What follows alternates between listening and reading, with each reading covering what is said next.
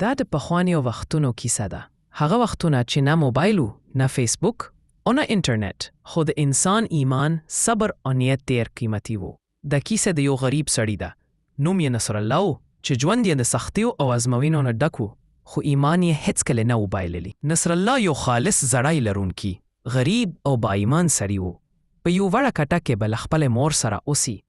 هره ورځ به ځنګل ته د لرګو لپاره تله. نصر الله په نرم غږ، یا الله بس حلال راکړه، زه به ستا شکر کوم. خلک به ورته خندل او ویل به نصر الله تر کومه به د ځنګله چکر وهې. نصر الله په مسکه سره، که څه هم لږ وي خو حلال روزي ده. د سرو غر درشل.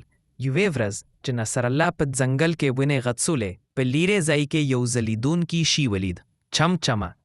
هغه ورنږدې شو. یو زوړ دروازه وې چې پرې لیکلي و، یوازې د هغه انسان لپاره چې زړی یې پاک وي او لالچ ونه لري. نصر الله په غیر احتیاط دروازه خلاصه کړه او څه ولید. یو غر چې ټول له سرو زر جوړو، زرونه، قیمتي کانی، خزانه، خو د دروازې سر ته لیکلي و، زه د هر انسان ازموینه یم. نصر الله یوازې یو زر واخیست او زړی کې یې ولید. لالچ انسان برباد وي، خو صبر انسان ته برکت ورکوي. او هغه زر یې له ځان سره بوت، نور یې پرېښود. نصر الله له هغه زر سره جومات جوړ کړ، ښوونځی جوړ کړ، یوازې لږی ځان ته ونیوله، نور یې خلکو ته ورکړه. خلک به ورته دعا کوله او ویل به کلیوال په نرم غږ، ستا زره له زرو نه ډک نه دي خو له ایمانه ډک دي.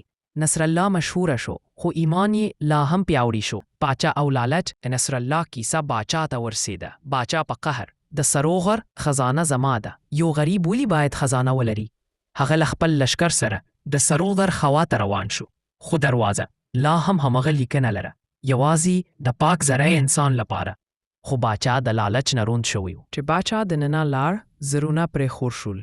هغه هڅه کوله چې هر څه راواخلي، خو زرونه د هغه بدن سره ګډ شول. دروازه بنده شو او باچا د تل لپاره هلته بند پاتې شو.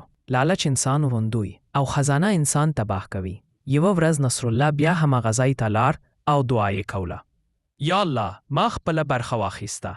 اوس هغه لالچي خلک بخښنه ورکړي. دروازه بیا خلاصه شو. هغه دننه لاړ. لالچي خلک چې پښیمانو، الله تعالی بخښنه ورکړه، خو خزانه یې ترې واخیستل شو.